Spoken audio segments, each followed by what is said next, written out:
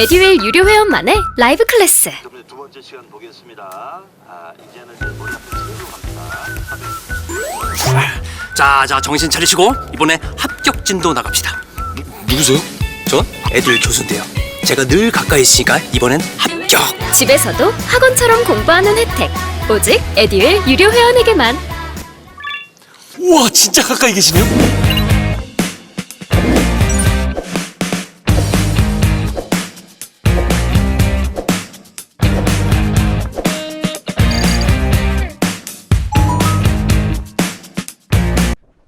안녕하십니까. 반갑습니다. 오늘 우리가 다뤄야 될 부분은요, 111조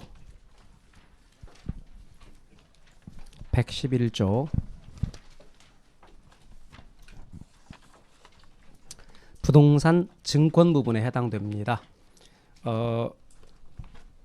전체적으로 우리가 다뤄야 될 부분을 크게 나누면 부동산 금융이라고 되어 있는 부분 파트가 부동산 금융론이 1절이 금융, 2절이 부동산 증권이라고 되어 있는 부분입니다.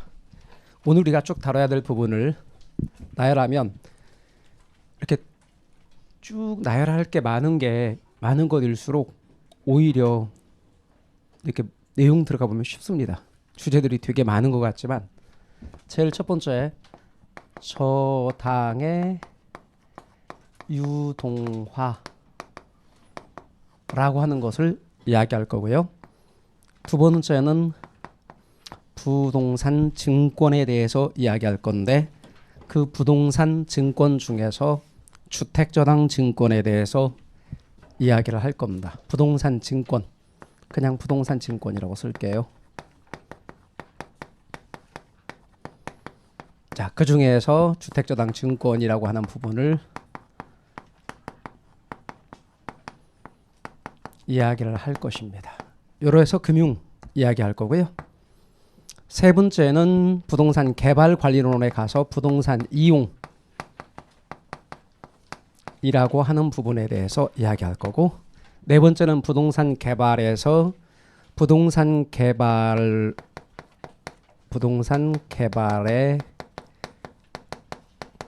위험에 관한 이야기를 할 겁니다. 부동산 개발의 위험 분석, 위험에 관한 이야기를 할 거고, 다섯 번째는 부동산 개발과 타당성 분석입니다. 그러니까 부동산 개발에 있어서의 타당성 분석에 대해서 이야기를 할 겁니다. 여섯 번째는 개발권 양도제라는 개념이 뭔지 이런 건 가볍게 다 이야기할 겁니다. 개발권 양도제. 일곱 번째는 민간의 부동산 내지는 좁게 잡으면 토지, 우리 기초소엔 토지 개발 방식에 대한 이야기입니다. 여덟 번째는 경제 기반 이론에 대해서 간단하게 그 이론들을 살펴볼 거라 그런 얘기입니다. 아홉 번째는 부동산 관리, 열 번째는 부동산 마케팅. 자, 세부 주제까지 쭉 말해봤습니다. 그러나 다른 파트 우리가 할 때보다 주제는 많은데 내용들은 그렇게 어렵거나 그렇지 않고요. 또 간단하게 다룰 수 있는 내용이 되겠습니다. 그래서 오늘 우리가 쭉 다룰 주제들이 이렇다. 요거에 대해서 여러분이 보시면 좋겠습니다. 자, 그럼 제일 첫 번째 우리 저당의 유동화라는 이야기부터 할까요? 111페이지 용어 저당의 유동화라는 말에 대해서 하겠습니다.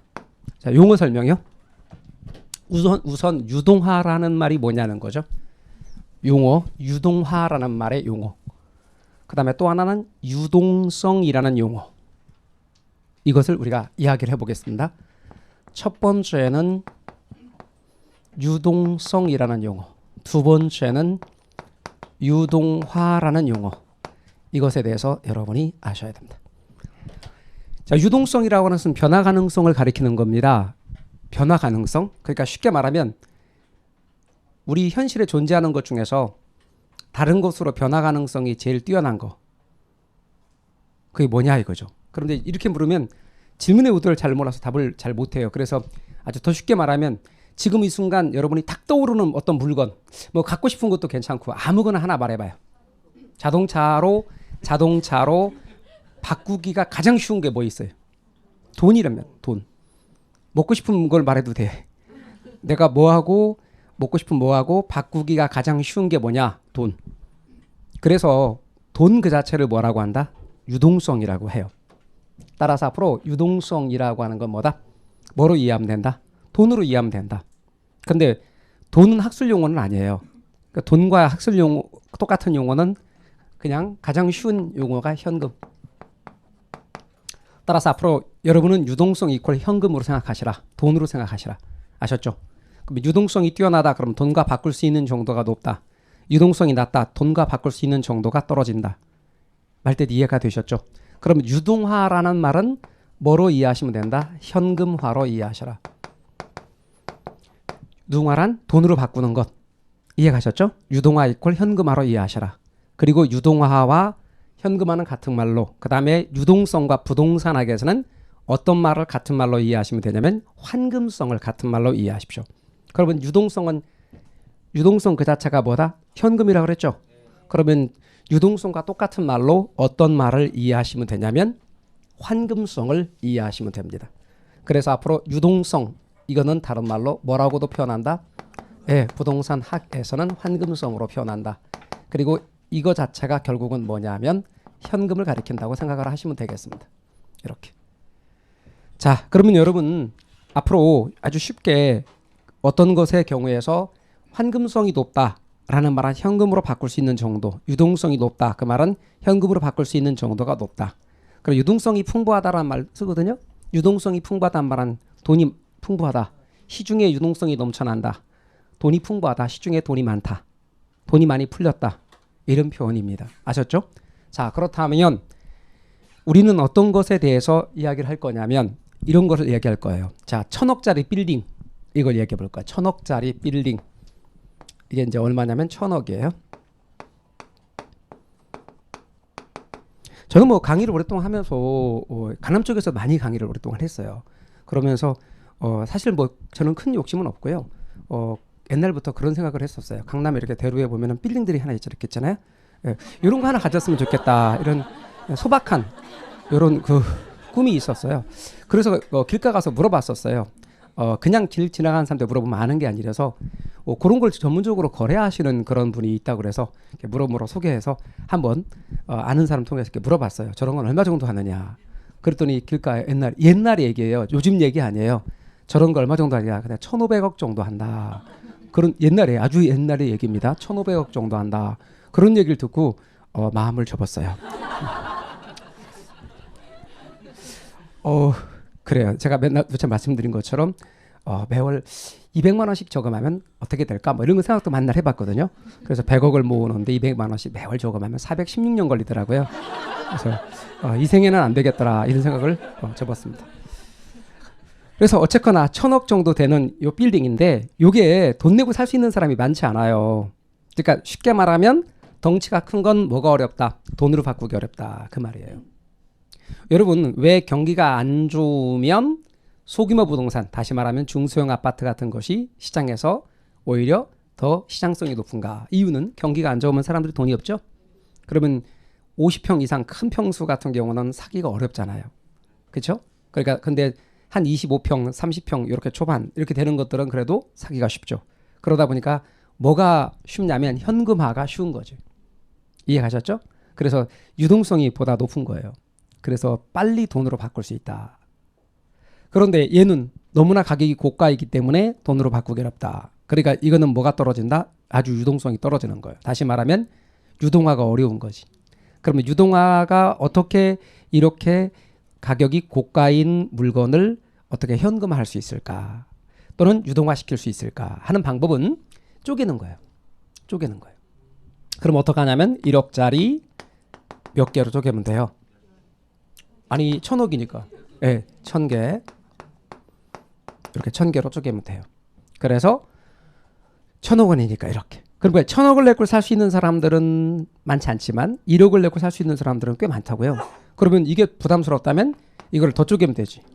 1,000만 원짜리 10,000개로 쪼개면 되니까. 그래서 이렇게 쪼개는 거예요. 어떻게 해서 이렇게 쪼갤 수 있느냐? 증권으로. 다시 말하면 부동산을 어떻게 했어요? 증권화해서. 부동산을 증권화해서 지분으로 쪼개는 거예요. 그러면 요게 하나당 지분을 가지면 내가 1억을 내고 저걸 하나 사면 이것의 1000분의 1만큼 지분을 갖는 거예요. 그러면 저기서 수익을 내면 내가 1000분의 1만큼 배당도 받고 매매 차익을 얻으면 1000분의 1만큼 매매 차익도 얻게 되고 이렇게 실제로 증권화해서 그 빌딩의 주인이 될 수 있다. 이해가셨습니까?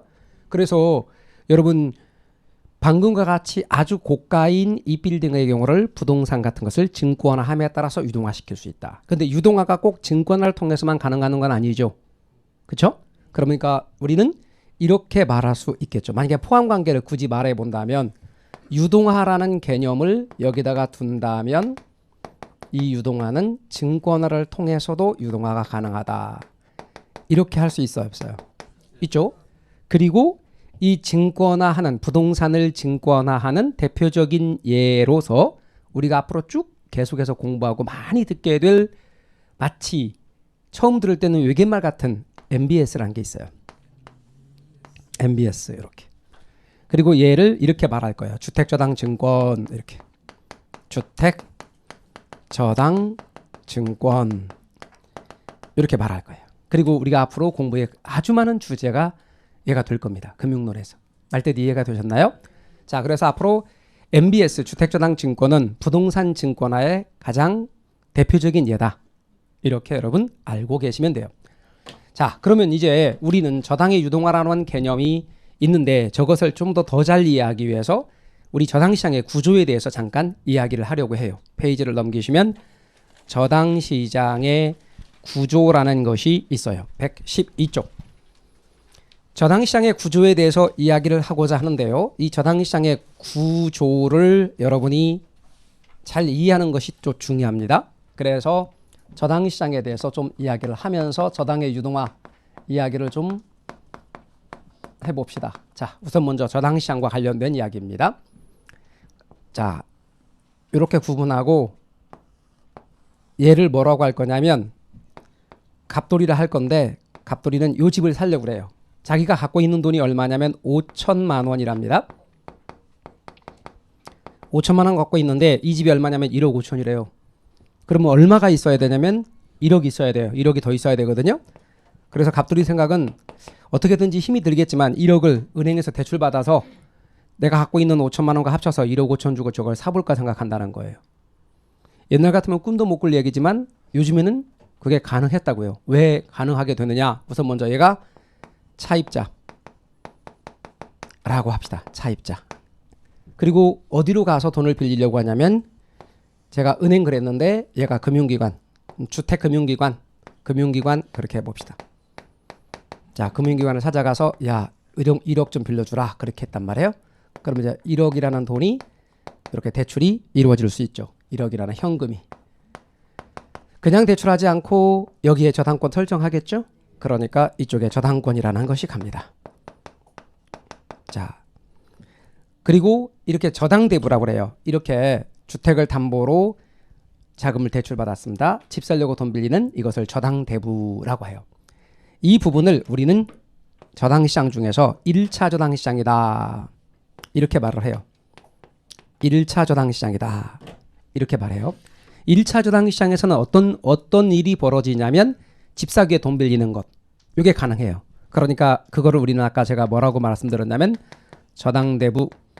그런데 지난 시간에 제가 주택금융의 경우를 둘로 구분하면서 주택소비금융과 개발금융으로 구분했거든요. 그리고 소비금융의 예로서 저당대부 그리고 주택개발금융의 예로서 건축대부 이런 말을 했거든요. 그런데 요 예는 앞으로 기본이론, 심화이론 가면서 더 자세히 이야기할 거지 기초강좌에서는 저당대부가 뭔지 자세히 이야기는 안 하겠다라고 말씀드렸어요. 한번 짐작해 보세요. 집 살려고 돈 빌리는 게 뭐다? 저당대부예요. 이렇게 조금씩 배워가는 거예요. 그럼 집 살려고 돈 빌리는 저당대부가 이루어지는 시장. 두 번째는 이 시장에서는 그러니까 저당권이 설정되겠죠. 그럼 저당권이 설정되는 시장. 이 시장에서는 저당권이 설정이 될 것이다. 자, 그다음에 여러분이 민법을 이제 배우시면서 여러분 민법 기초 강좌에서 저당권 부분 넘어갔죠? 다시 저당권 부분 지났죠? 아직 안 지났어요? 그럼 이제 겨우 어디 부분 하고 있어요? 어디 거요? 유치권까지 했어요? 그럼 앞으로 이제 저당권 부분을 공부해요. 그럼 민법 시간에 저당권 부분을 잘 들으시면 저당권이 있고 저당권의 피담보 채권이 형성된다 그런 말을 들을 거예요. 저당권의 피담보 채권. 그 저당권의 피담보 채권을